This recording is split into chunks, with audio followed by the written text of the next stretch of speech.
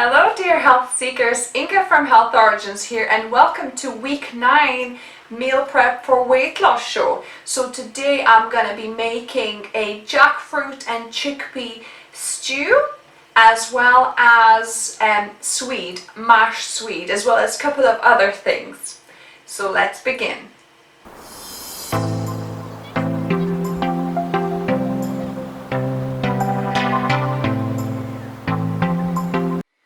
So we're going to start by making mashed swede. So I've got half a cup of soy milk here, and we're going to use a good tablespoon of miso paste. So that will give the nice umami flavor. Ooh, that's coming off.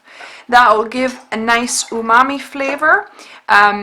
As well as we're going to be adding 1 teaspoon of onion powder. So that's 1 teaspoon of onion powder. White miso is giving not only the umami taste but also the saltiness. So to introduce a little bit of saltiness. So I'm going to just mix that in with a whisk. And I'm going to put this on to just heat it up a little bit, and in the meantime I've got chopped up a whole swede that I've roasted. So I've slow roasted this. So what I've done, I've peeled and cut the swede in half, and I put it in a closed roasting tin and roasted it on 160 in my fan oven for an hour and a half. So it's really nicely kind of caramelized, cooked through, so it's all cooked. So we want to heat up the milk slightly. We might need to add some more milk if it's not mashable enough. But I just want to heat it up a little bit because this is already cooled down. So if we heat the milk a little bit, that'll just be quicker to actually to heat through, because we want to mash this. Obviously, ideally, you'd have this still hot and you could mash it, and it wouldn't take too long to get it up to heat. Whereas mine is already cold, unfortunately. So I'll have to. There you go. So that's come to a boil already actually, so I'm going to switch that off. Going to add my swede and any juice I had in the roasting tin. I also added here for the extra flavor.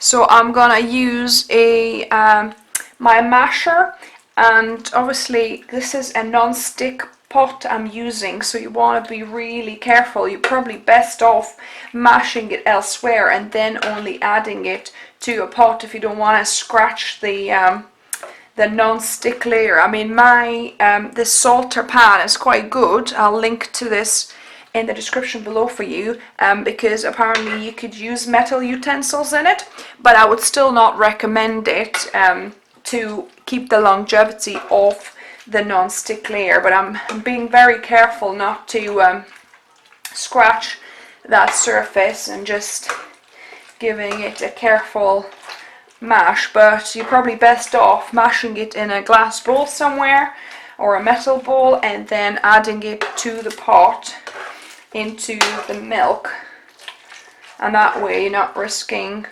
damaging your non-stick pot layer. I mean, you could use it in a normal pot as well, a metal pot, so then you wouldn't need to worry about scratching the non-stick layer.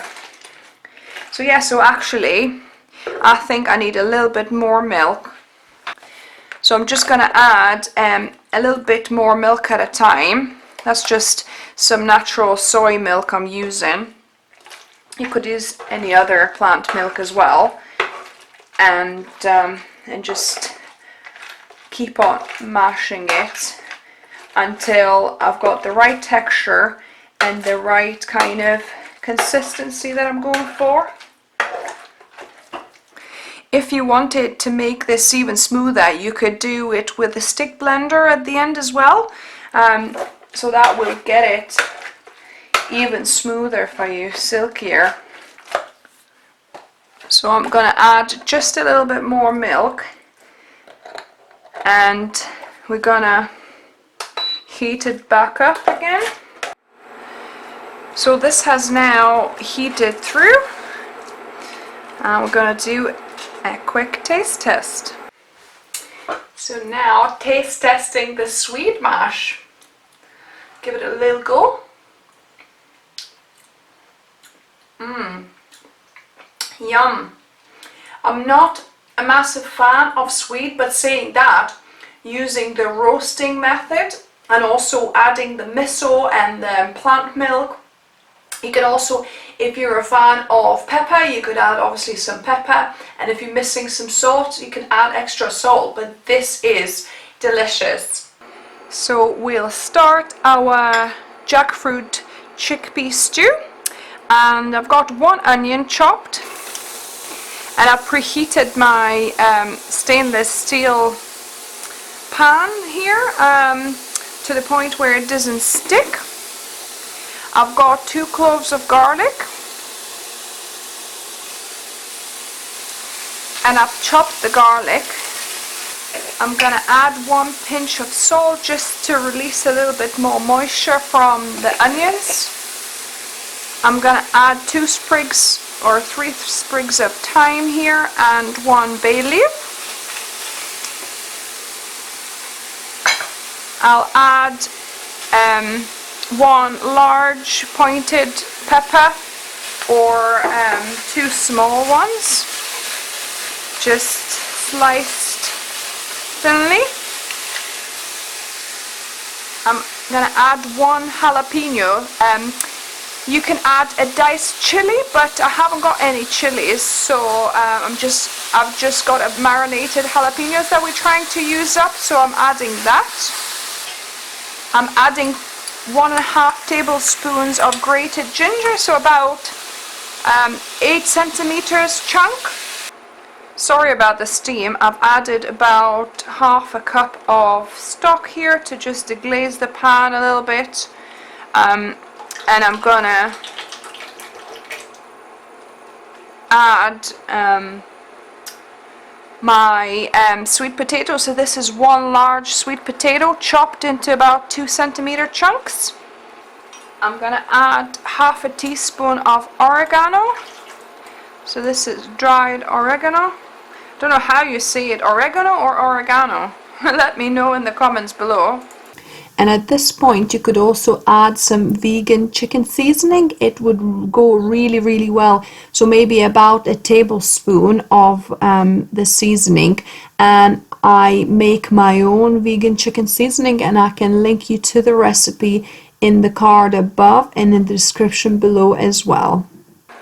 I'm then gonna add 2 tablespoons of white wine vinegar to just imitate the dry wine or even red cooking wine, just to give that bit of tanginess. I've put 2 tablespoons, or you could put, actually I'll put 3 tablespoons, because it's about 3/4 of a cup of wine you would add if you are using white dry wine or red wine. So about 3/4 of a cup, or I've added 3 tablespoons of white wine vinegar instead. So then I've got a cup of stock, and I'm gonna dilute 1 tablespoon of white miso in it as well.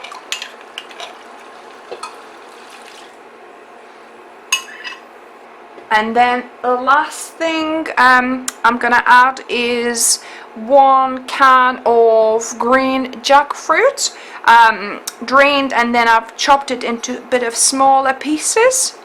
So that's 1 can. I'm gonna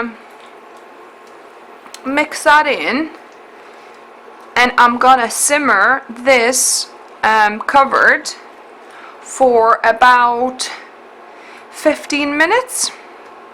Actually, I completely forgot.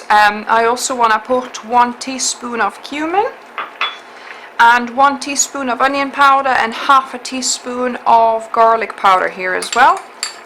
Just mix that through.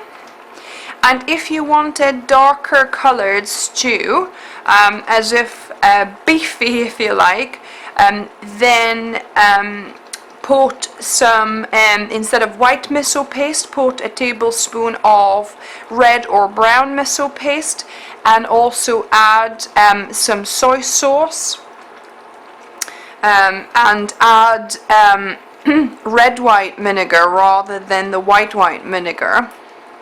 In this occasion I'm making like a light stew, but you could also make a darker stew as well.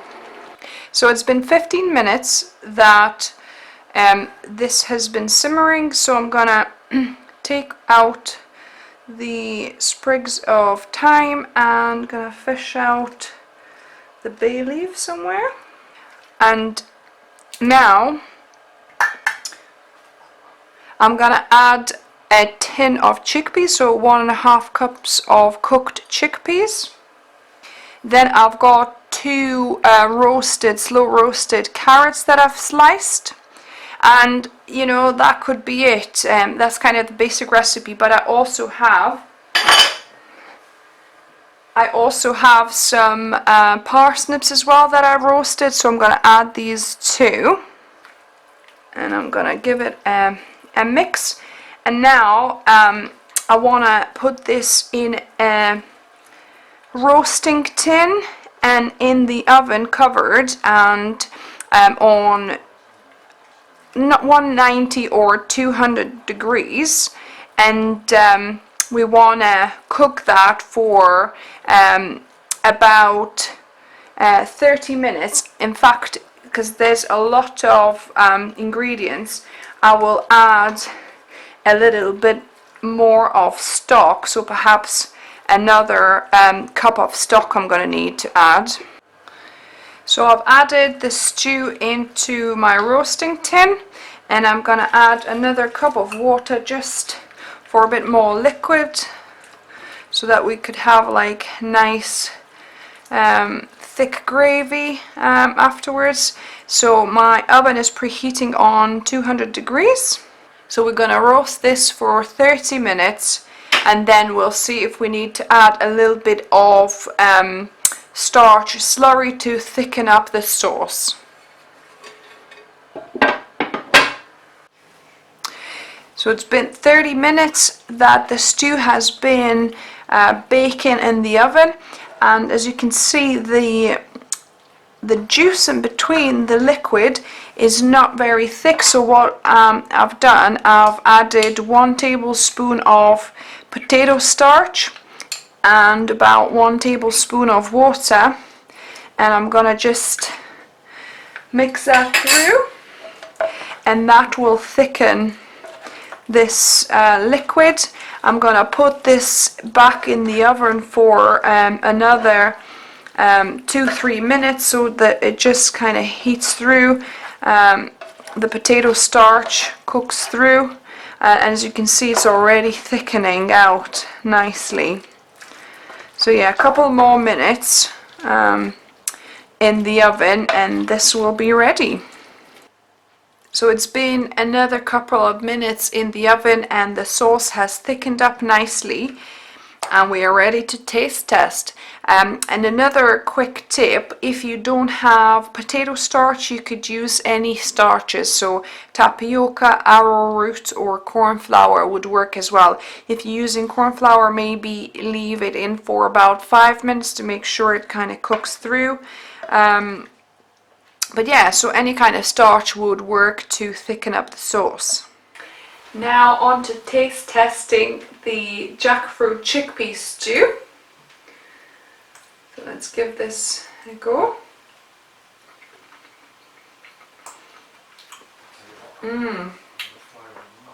Oh yum.